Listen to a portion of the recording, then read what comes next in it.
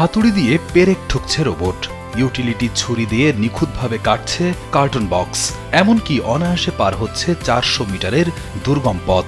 কোনো science fiction মুভির দৃশ্য নয়, চীনের বেইজিংয়ের 2065টি মানবাকৃতির রোবট নিয়ে বসেছে এমনই এক অভাবনীয় আসর। ওয়ার্ল্ড হিউম্যানয়েড রোবট গেমস নামের এই আন্তর্জাতিক মেগা ইভেন্টে রোবটদের নিখুঁত কাজ দেখে ভবিষ্যতের উন্নত প্রযুক্তির এক বিস্ময়কর ঝলক দেখতে পাচ্ছেন দর্শকরা। গত 22 আগস্ট শুরু হওয়া 5 দিনব্যাপী এই আসরে 666টি দল তাদের অত্যাধুনিক সব রোবট নিয়ে অংশ নিয়েছে। অপারেটরদের রিমোট কন্ট্রোল এবং স্বয়ংক্রিয় নিয়ন্ত্রণের মাধ্যমে রোবটগুলো অবিকল মানুষের মতো কাজ করছে।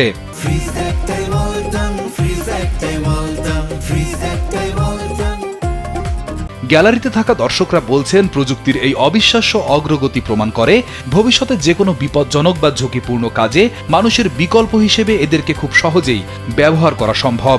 এবারের প্রতিযোগিতায় সবচেয়ে কঠিন ধাপ ছিল 400 মিটারের অবস্টাকল রেস বা বাধার দৌড়। এই ট্র্যাকে থাকা এস অক্ষরের মতো বাঁকানো সেতু, পেঁচানো সিঁড়ি, টায়ার বেছানো মাঠ এবং জালের মতো কঠিন সব বাধা অত্যন্ত সাবলীলভাবে পার হয়েছে রোবটগুলো।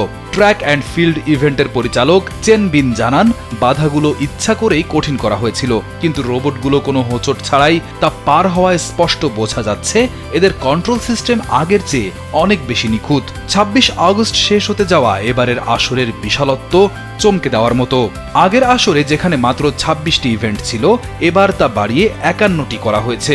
মূলত ভবিষ্যতে কলকারখানা, হোটেল, বাসাবাড়ি এবং যে কোনো জরুরি উদ্ধার কাজে মানুষকে নিখুঁতভাবে সাহায্য করার জন্যই এই যন্ত্রমানবদের প্রস্তুত করা হয়েছে বলে দাবি করছে আয়োজকেরা।